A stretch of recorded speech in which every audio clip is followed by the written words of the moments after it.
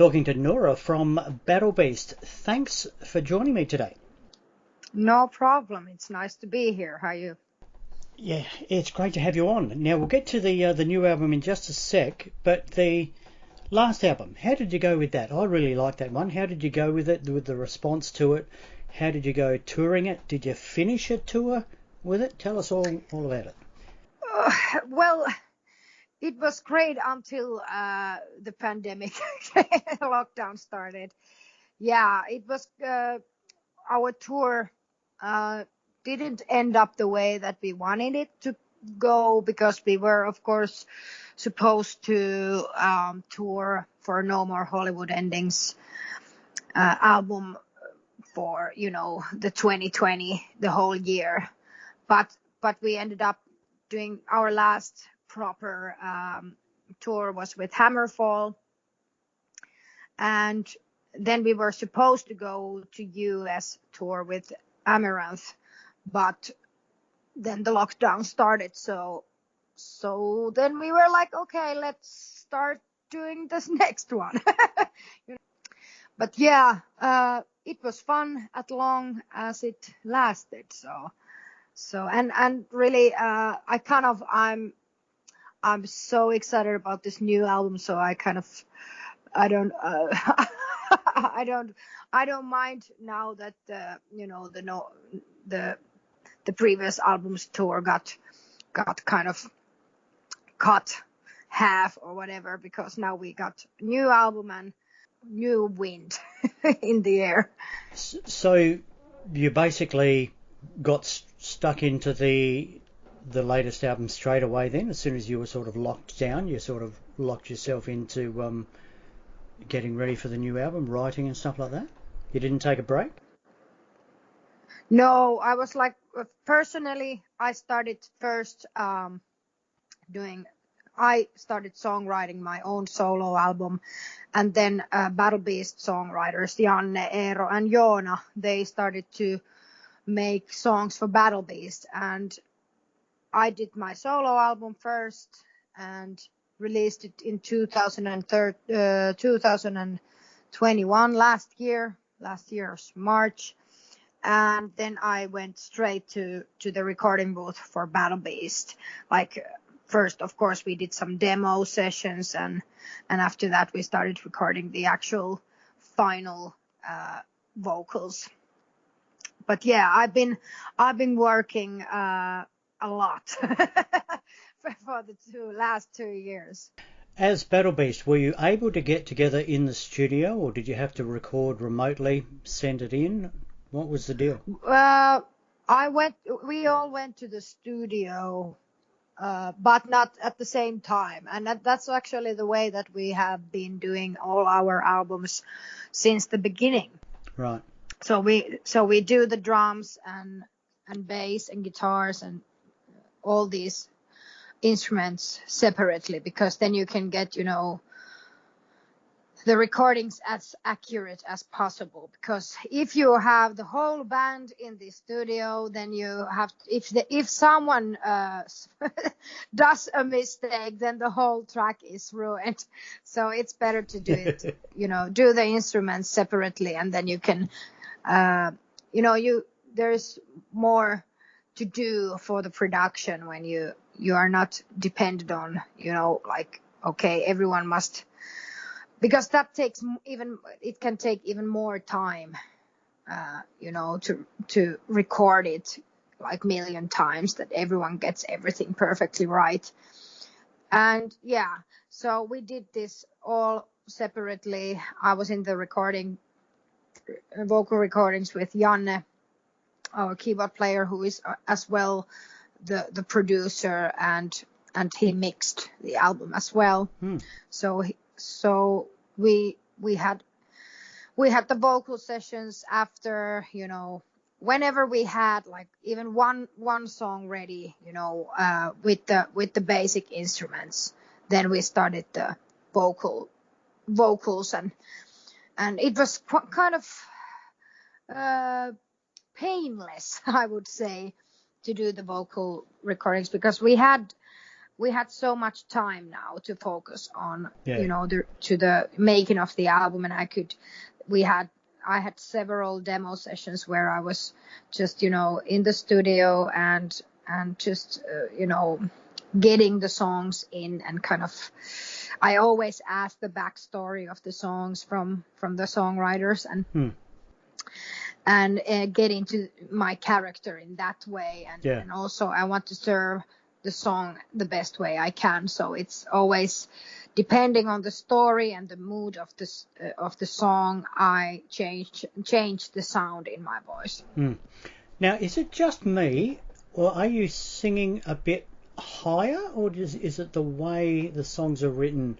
Like compared to the previous album, like the first time I heard this, I thought, wow, she's a lot higher. Am I imagining that, or is it a conscious thing? No, you're not imagining.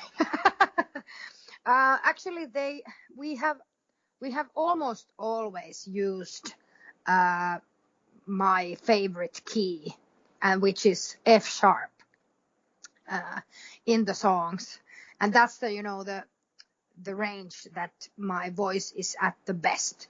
But we used it a lot, and where I can get to the F sharp area.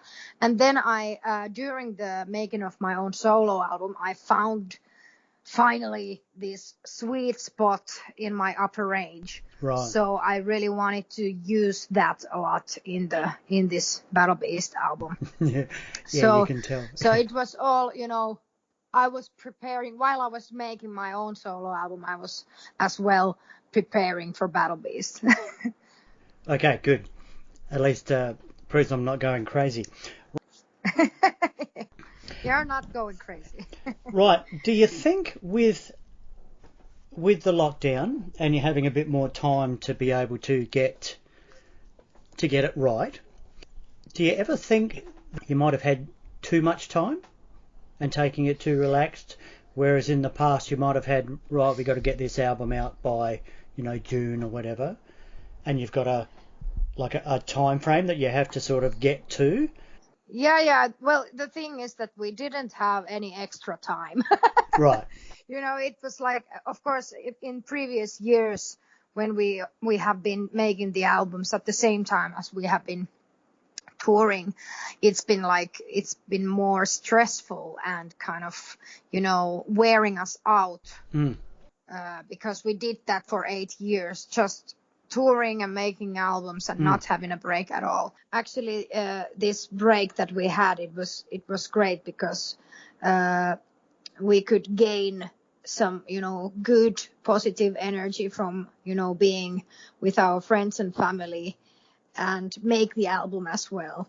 So, and also we could get a little bit, distance from each other because we had been in tour bus for 8 years together, and it's, seeing the same faces all the time and not seeing your family instead. It's like, let me out of here. Stop breathing so loud. Yeah, exactly. So it was very good for us and for the band, because now we have really good atmosphere in the band, and we are all happy about this album and ready to continue conquering the world. Yeah. Now we spoke about your voice and how you been doing it a bit differently and found a sweet spot.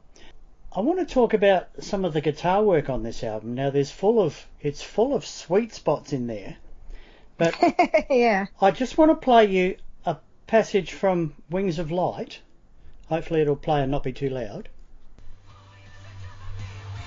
Can you hear that okay? Yeah. Right, yeah. Listen.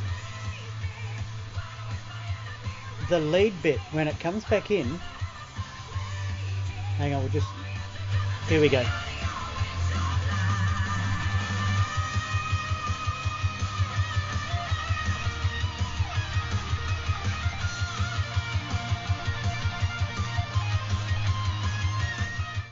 If I can use the F word, oh my fucking God. That's so great. Great to hear. It's just the most beautifully melodic piece of guitar work in there. Thank you so much. I have to say regards to Jonah. Yes, give him a pat on the back from me. Like the first time I heard that song is when my wife and I watched a film clip on Saturday morning, and that bit came up, and I just said to her, "Oh my God, listen to that!" And I just kept replaying it. That's so great to hear. I'm Give happy. him the I'm most happy for. give him the most massive pat on the back from me, and tell him his guitar work is just sublime. It's just beautiful. It's great to hear, and Jonah really he made such an effort to make all these solos and everything so good and polished. He's been in the recording, recording he actually recorded his own guitars for this Right. album, and he's one of the best guitarists I know, and I'm so happy that he is in our band because he's got this good sense of and style of making melodic solos and not just showing off his talent, but Exactly. he's actually giving you a message in his solos. There's a time and a place for showing off, and there's a time and a place for just making it part of the song. Yeah, exactly. Right. On the last album cycle, I spoke to Iro, and we spoke about when you joined the band, and I will let you know that I'm going to embarrass you here.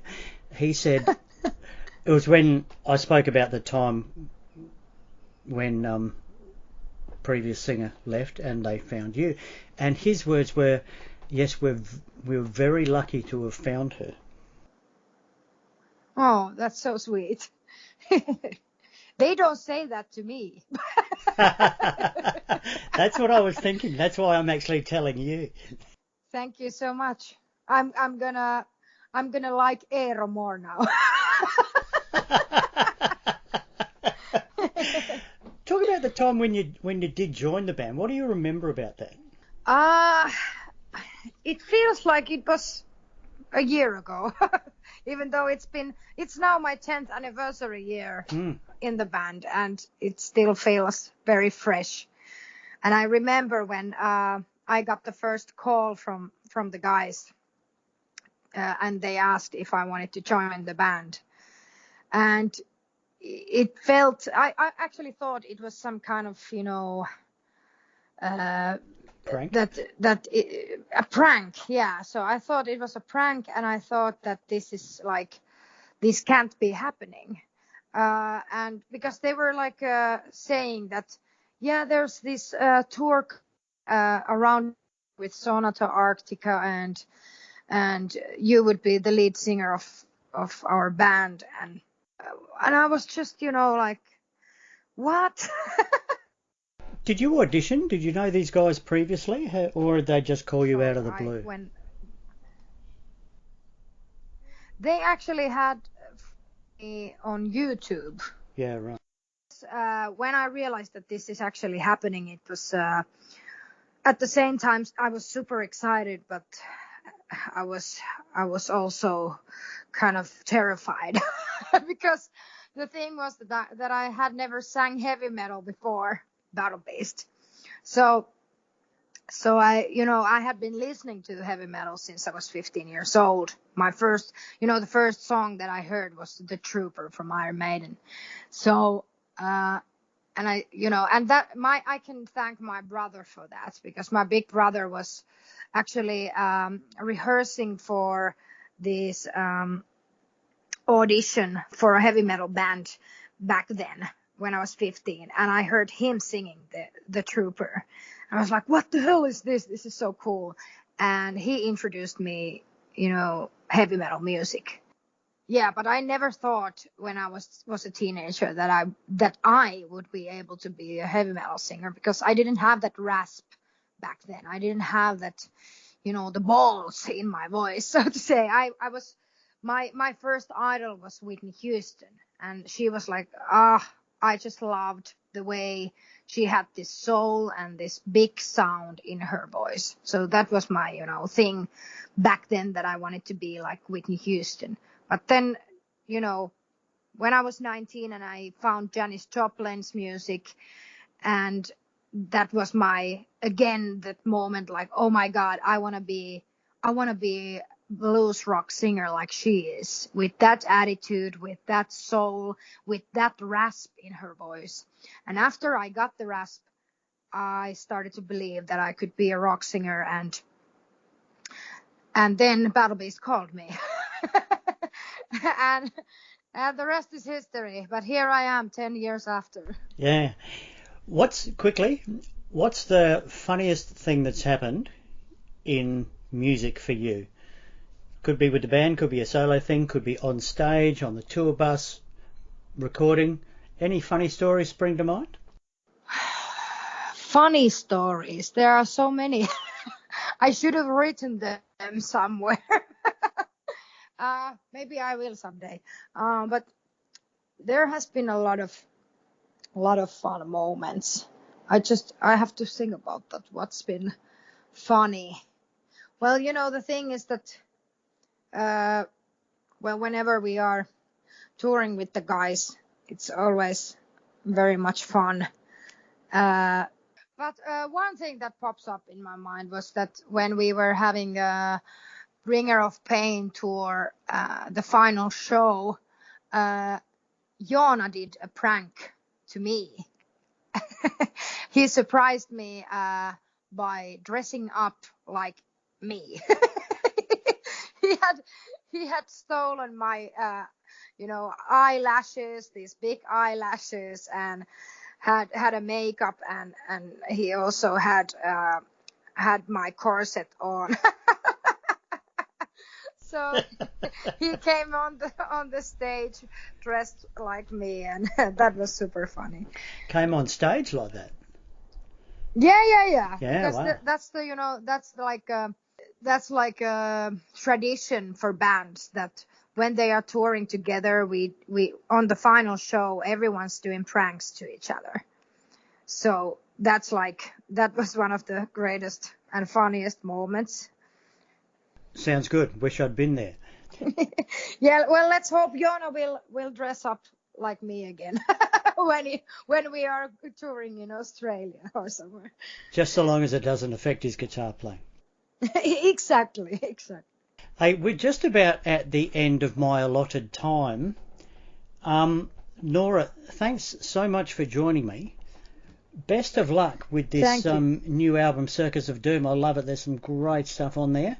And hopefully you can get back out on the road properly and finish a tour. Maybe come down and see us sometime. Exactly. I hope that so much too. And yeah, let's hope for the best. Let's hope the pandemic starts to melt down and we get to back to the normal lives. You can come here and have a summer. Exactly. Someday we will be there. And yeah, and what I want to say is that how you can, how your, our fans can prepare there is, of course, get our, order our new album and t-shirt and all that cool stuff that we have in our shop. You can find it from battlebeast.fi/shop. So if you want to support us, go there and get your copy of our album. Excellent. Hey, Noora, thanks so much. You have a great day. Try not to be too cold. Okay. Hey, thank you so much, and take care and stay safe. Thank you. Hey, have a great day. Thanks for talking to me. Yeah, you too. Bye. Okay, bye.